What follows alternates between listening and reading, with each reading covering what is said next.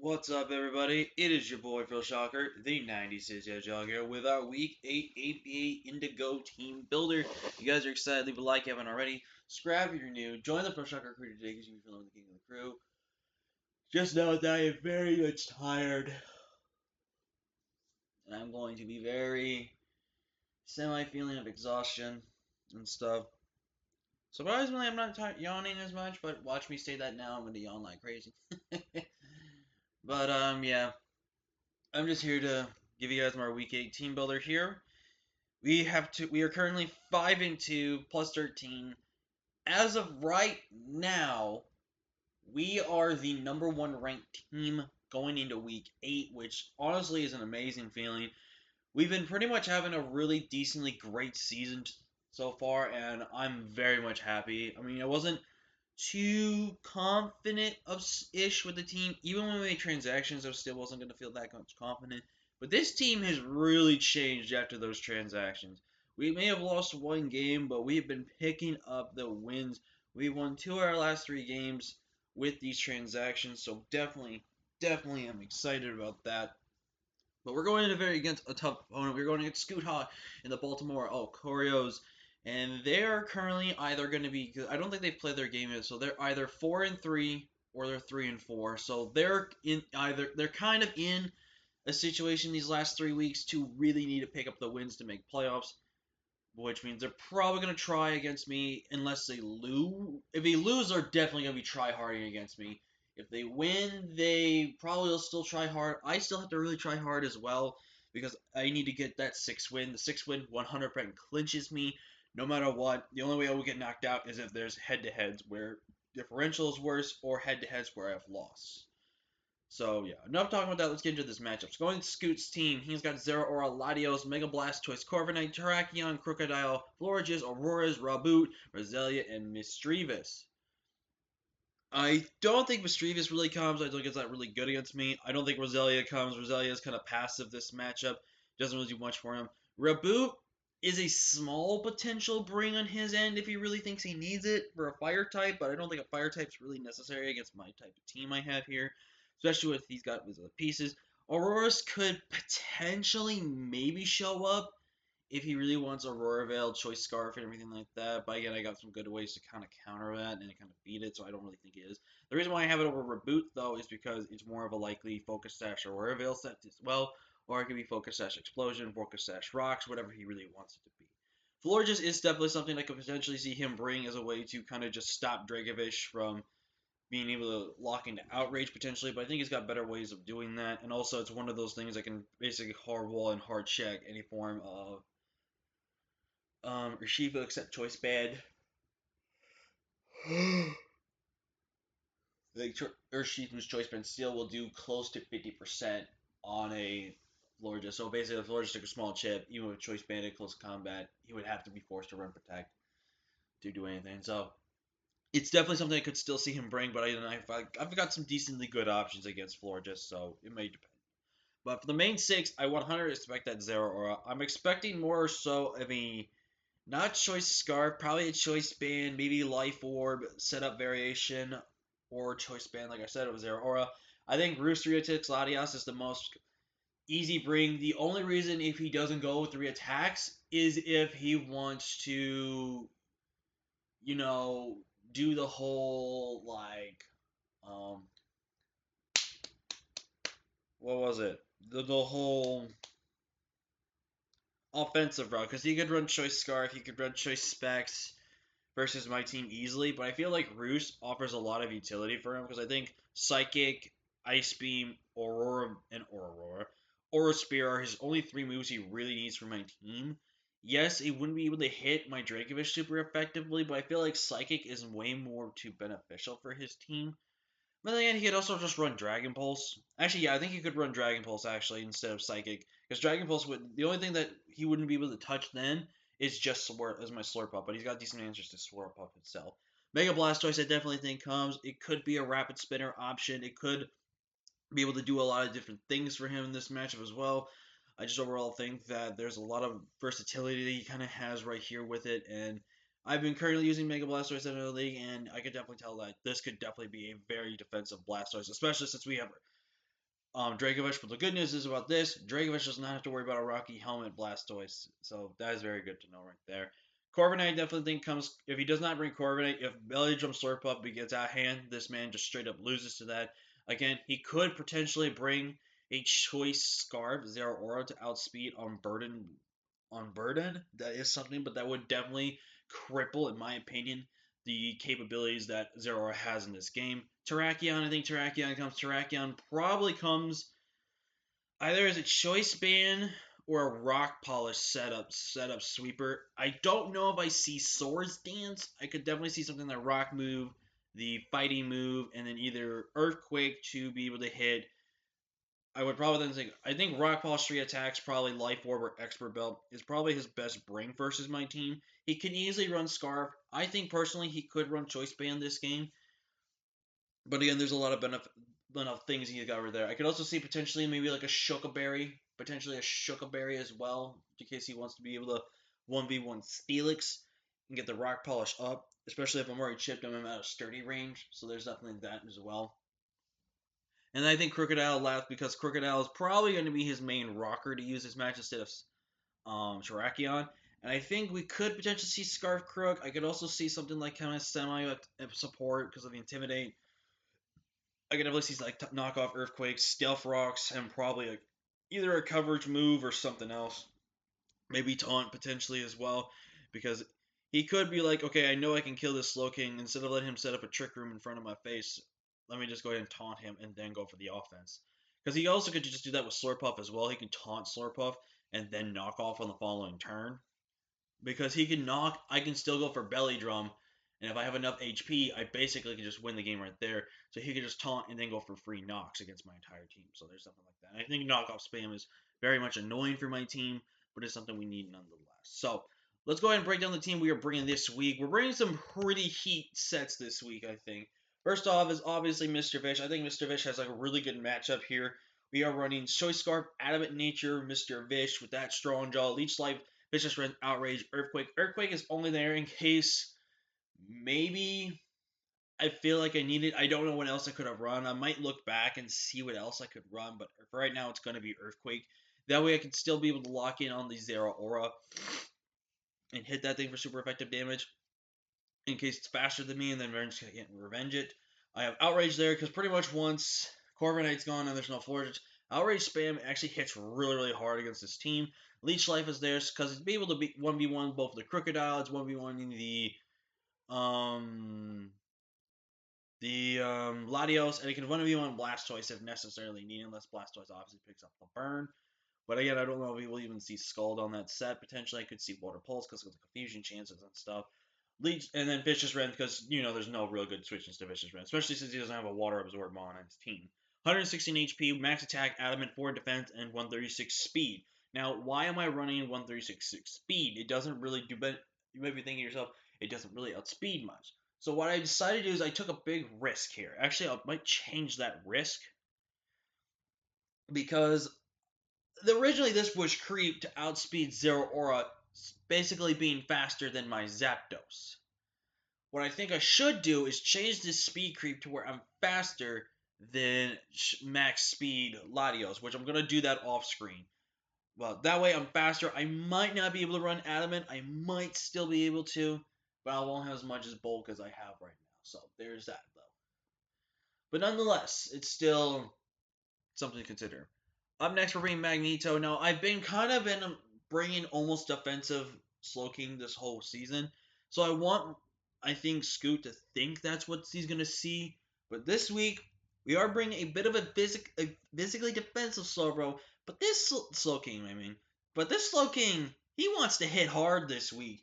He wants to smack somebody up. He wants to use those mind powers and drop some bodies today. We're running Trick Room 3 attacks like we did last week. It actually put in some really good offensive pressure against Susie and her team last week. So what we're going to do is we're running the not exact same set. We're running pretty much the exact same moveset, except this time we do not have Poison Stab. This time we have Psychic Stab.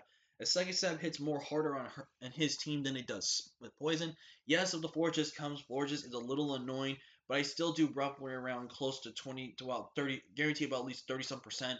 So again, if that thing is ranged like around 50, Even if it tries click and protect to stall my turns, I could still tickle a KO that thing, and it can't beat me 1v1. And again, Regenerator really helps because, again, it keeps my HP increasing with every single time, so I can keep this thing around. Is just really good. We're on 116 HP, 164 defense, 176 special attack with the bold nature. I guarantee still live one earthquake from Crook unless it is choice banded, then I do not.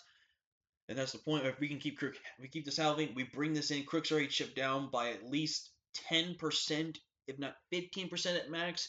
We kill back with Ice Beam guaranteed. Fire Blast is there for Corviknight unless it's Spadef Corviknight, but I don't know if he really wants to bring Spadef Corviknight against my team. I think Bizdef Corviknight is better because of Belly Drum Slurpuff, or at least a mostly physically defensive variation. But then Psychic also just hits everything else. Ice Beam will hit the Latios. The Fire Blast also can hit the Auroras. It hits the Roselia if I really need to, even though I have Psychic. That's another reason I went with Psychic, because it can still hit Roselia. Sludge Wave does the same thing as well, but I'd rather not have the chance to be put to actually, yeah, you'd be eventually put to sleep. And if you hear the train in the background, I cannot control that. But yeah, I honestly think Galarian Slowking can put in a lot of good work this week. We're bringing Wutai, of course, my Urshifu, which I've been actually having a lot of fun with. I think definitely Single Strike's a lot fun to use, and I might just try to keep using this every once in a while that I can. But we're in Jelly Nature. We are running enough speed to where we are faster than Choice Scarf Crocodile, and basically we'll be faster than everything in this team that is not Choice Scarf. So basically, if I see Zero Aura that's faster than me, or I see a Latios that's faster than me, or Terrakion that's faster than me, then I know their Scarf. Croak can never be faster than me, so that's really good.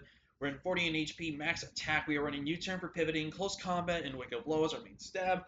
And I'm running that Thunder Punch. Thunder Punch lets me able to beat Blastoise without having to weaken down my stats. It's also a good way to check the Corviknight that could potentially be coming in on close combat as well. Because more times than not, I feel like Blastoise kind of like physically defensive Blastoise. I think comes in more on a close combat than anything else, and I can Thunder Punch catch that thing. It'll be really good. I do need to be careful about any potential switches with the Zero Aura. As you see, I have the Thunder Punch. Because if that Zero Aura is really weakened down to where I can win, and I Thunder Punch heal it up, I could be in a massive problem, especially if I'm also choice locked. So I definitely gotta be careful locking into Thunder Punch. If I can pick up a KO with Thunder Punch, I'll go for the KO, and I pick up the KO, I'm probably just going to then start spamming close combat plus Wicked Blow, because that's able to do a lot of damage. And I think Urshifu could honestly potentially win late game if we positioned it correctly. Up next, bringing up one of the, if not, I think our kill leader of the team, Zapdos here. I've been really loving Zapdos this season. I think it's definitely a fantastic Pokemon, and I really have been just really loving this thing. It's so good. But we're bringing Zapdos this week with that Charty Berry, holding that static for us, because you know we'll be coming out here trying to get some slow down action here. Running Roost, Hurricane, Thunderbolt, and Ancient Power. 216 HP, 176 defense, 116 special attack with the bold nature. Basically with Hurricane plus Thunderbolt, I'm hitting everything for super effective to neutral damage, and pretty much can 1v1 about every single thing on his team. The only problem is going to be Zero Aura. That Zero Aura is banded. Plasma Fist guaranteed 2-hit KOs me still. But hopefully the key here is to get Ancient Power Boost. I honestly did not know what to run as my last move. I could have ran Intersensory. I could have ran... Oh, I could have maybe tried to run a Weather Ball in case he did bring Auroras, and then I could have just gone for Weather Balls. But that would have been just limited to me, and he could just protect stall some of its stuff and everything like that. I don't know exactly what I wanted, so I felt like Ancient Power. It also hits the Raboot, so I don't have to go for a Thunderbolt or Hurricane. It also hits the Auroras for super effective damage and hopefully putting in range up with another Ancient Power or a Thunderbolt roll. And overall, I mean, the chance to get a boost would be really, really good. And I think it's just worth a try, you know? I think we are running to the Charty Berry, by the way, because this one's we on Terrakion. If for some reason Terrakion is not scarfed or is not banned, if it's banded, I live one hit guaranteed. Even if it's set up, I get two chances to basically try to knock that thing out with a Hurricane. If it goes for a Rock Polish on the potential switch out, if it goes for the Stone Edge itself, I go live and go for a Hurricane in front of its face, knock that thing out. Or if it's getting range, I can T-bolt it and knock it out as well. Up next, we have not been bringing physical Slurpup. Well, we did one. No, we did not. We have never been bringing physical Slurpup, so I don't think anyone's expecting Belly Drum physical Slurpup. If I think Scoot's been watching how I've been playing Slurpup, I've been playing Slurpup so specially offensive that I think he's not really going to expect physical against him. He could still probably think it comes, but I think he knows that physical Slurpuff can beat his team, but he's gonna know that I'm gonna pack the flamethrower because then I can beat his team both specially and physical. But I'm gonna solely get this. I'm hoping, crossing my fingers, that he's gonna prepare for special Slurpuff, not physical Slurpuff. We're running Belly Drum because Cotton Guard, because again, Cotton Guard is just that one move I like to pack on here just because it's a filler move. There was nothing really else I really wanted. I mean, Facade would have been nice, but I don't think Facade was really necessary in this game. Player Off plus Drain Punch pretty much just beat this man's team, hands down. And once I get a Belly Drum off, oh baby, we're sweeping. We are faster than max speed, Zero Aura, by the way, though, with the Belly Drum. With the Belly Drum spread, with 100 in HP, just to give us that even number, so that way our Biggie Berry pops, max attack, and 28 when to defense, plus the Cotton Guard. So basically, Slurpuff can win. Also, I got a couple of monsters that could win mid to late game, early game as well, if we position well. And now, I know a lot of people were waiting for a set like this. And I'm here to happy to tell you guys that we are bringing it. The first 5 I think are fine, and I was thinking to myself, okay, I could bring Vaporeon, I could probably maybe bring Mega Kangaskhan, but I feel like I need to make sure I have something that guarantees not let him freely click electric type attacks on me, and that is your homie Steelix. Now, Steelix offers a lot for this team. If I can get Steelix in Trick Room position, I go for Iron Defense, and I can body press everything. If he does bring a bit of a mixed defense of Corviknight, after an Iron Defense, I should be able to always 2-hit KO that thing, no matter what. I am packing the Fire Fang just as a double insurance check to that thing. And Fire Fang is also just not bad to have. It hits the Roselia as well. And we are rocking Heavy Slam. I didn't really need Earthquake this week. Heavy Slam hits about everything I was really wanting. Body Press hits everything else I really want. I guess I could change Fire Fang for Stealth Rocks maybe. I might, I don't know. But your boy knows you guys want the Heat Steelix sets. And I almost ran Dragon Dance. I legit almost ran Dragon Dance, Life Orb, Sheer Force, Steelix. I almost did. And it would have actually really worked too. Because with chip damage, unless it's a max HP or very like max HP, max defense, after a +1, there was a roll to KO Mega Blastoise from full with Thunderfang. So your boy was considering it, but your boy saw the opportunity to go for this, and I'm gonna take advantage of it. I got a bit of a trick room aspect to that, so I have to take advantage of it, man. I got to. So that's the team, guys. I think there's about a 60-40 chance we win this match. I'm honestly gonna give us the 40% chance here, just because the 60% kind of just relies on him just making the appropriate plays, and the 40% for me mixed in with the 60 is I just got to be very careful how I play around this. So if we win this game, we clinch playoffs. If we lose this game, it's not end of the world. We would only need to win one of our last 2 games to clinch playoffs. So I'm not going to try to stress about winning this matchup. If I get salty, I'm going to try to lower the salt and just not worry about it. Remember that I got 2 more weeks after this one, and then but again, if I win this one, I 100% clinch. 100% clinch. The only way then I can get knocked, I'll still try to win, obviously, but if I get knocked out, it'll be only because of either a head-to-head or differential. That's the only way I can get knocked out after getting 6 wins. 7 100% guarantees me, obviously, but we'll obviously try to win every single game. But hopefully we can win this week. Again, I'm always going to be stressing this. Throughout the week of Christmas, there was no battles because, obviously, Christmas season. But yeah, that's going to be enough for me. I'm probably rambling out this video longer than it needs to be. But thank you all so much for watching. Do like, comment, already, subscribe if you're new. Join the Fish Shucker crew today, and I'll see you guys next time. Peace.